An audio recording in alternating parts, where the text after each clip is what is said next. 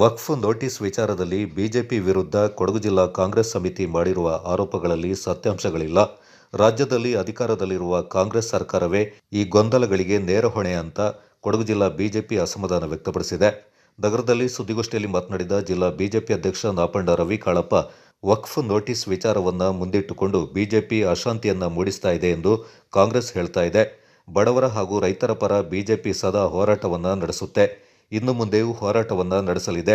ಜನರಿಂದ ಕಾಂಗ್ರೆಸ್ ಪಕ್ಷ ತಿರಸ್ಕಾರಗೊಂಡಿರುವುದರಿಂದ ಕಾಂಗ್ರೆಸ್ಸಿಗರು ಬಿಜೆಪಿ ವಿರುದ್ಧ ಸುಳ್ಳು ಆರೋಪ ಮಾಡ್ತಾ ಇದ್ದಾರೆಂದರು.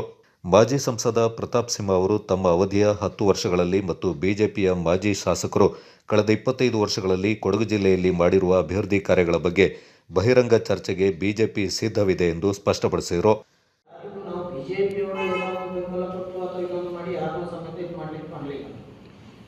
ಅದು ಪೊಲೀಸ್ ತನಿಖೆ ಮಾಡಿ ಅವರು ನಿಜವಾಗಿ ಅದಕ್ಕೆ ಅವರ ಬಗ್ಗೆ ಆಪಾದನೆ ಇದೆ ಅಲ್ಲ, ಅವರು ಏನು ಇದ್ರೆ ಯಾರಾದ್ರೂ ಅವರಿಗೆ ಈ ಥರ ಹೇಳಿಕೊಟ್ಟು ಮಾಡಿಸ್ತಾರೆ ಅವ್ರ ಮೇಲೆ ಕ್ರಮ ಕೈಗೊಳ್ಳಿ. ಇದು ಸುಮ್ಮನೆ ಅವರು ಆರೋಪ ಮಾಡ್ತಿರೋದಷ್ಟೇ. ಯಾಕೆಂದ್ರೆ ಅವರು ಯಾರೋ ನಾವು ಪತ್ರಿಕೆಯಲ್ಲೇ ನೋಡಿದ್ದು, ಪತ್ರಿಕೆಯಲ್ಲಿ ಬಂದಂತ ಹೇಳಿಕೆ, ಅದು ಪತ್ರಿಕೆಯಲ್ಲಿ ಬಂದಿರುವಂಥದ್ದು. ಇದಕ್ಕೆ ನಮ್ಮವ್ರು ಯಾರು ಕುಮ್ಮಕ್ಕು ಕೊಟ್ಟು ಮಾಡಿಸಿದಂಥದ್ದು. ಅವರಿಗೆ ಬೆದರಿಕೆ ಬಂದಿದ್ದು ಅವ್ರು ಕಂಪ್ಲೇಂಟ್ ಮಾಡಿದರೆ ಅದನ್ನು ಏನು ಪೊಲೀಸ್ ತನಿಖೆ ಮಾಡಬೇಕು, ಮಾಡಲಿ. ನಮಗೆ ಅದರಲ್ಲಿ ವಿರೋಧ ಏನಿಲ್ಲ.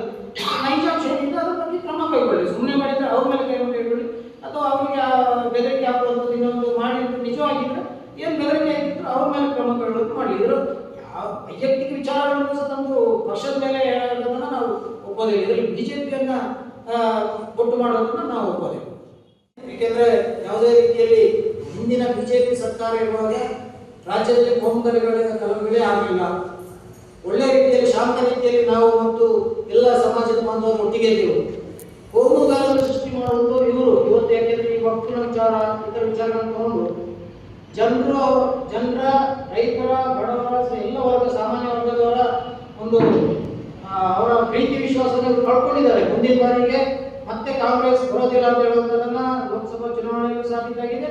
ಮುಂದೆಯೂ ಅದೇ ಪರಿಸ್ಥಿತಿ ಜಿಲ್ಲೆಯಲ್ಲಿ ಆಗ್ತದೆ ಯಾವುದೇ ಚುನಾವಣೆ. ಹೀಗಾಗಿ ಅವರ ಮತವನ್ನ ಒಂದು ವೋಟ್ ಬ್ಯಾಂಕ್ ಆಗಿ ಇಟ್ಕೊಳ್ಳೋ ಒಂದೇ ಒಂದು ಏಕೈಕ ಉದ್ದೇಶದಿಂದ ಇವರು ಎಲ್ಲ ರೀತಿಯಲ್ಲೂ ಅವರು ಎಲ್ಲವನ್ನ ಬಿಟ್ಟು ನೇರವಾಗಿ ಒಂದು ಅಲ್ಪಸಂಖ್ಯಾತರಿಗೆ ಒಂದು ಮನ್ನಣೆ ಹಾಕುವುದು.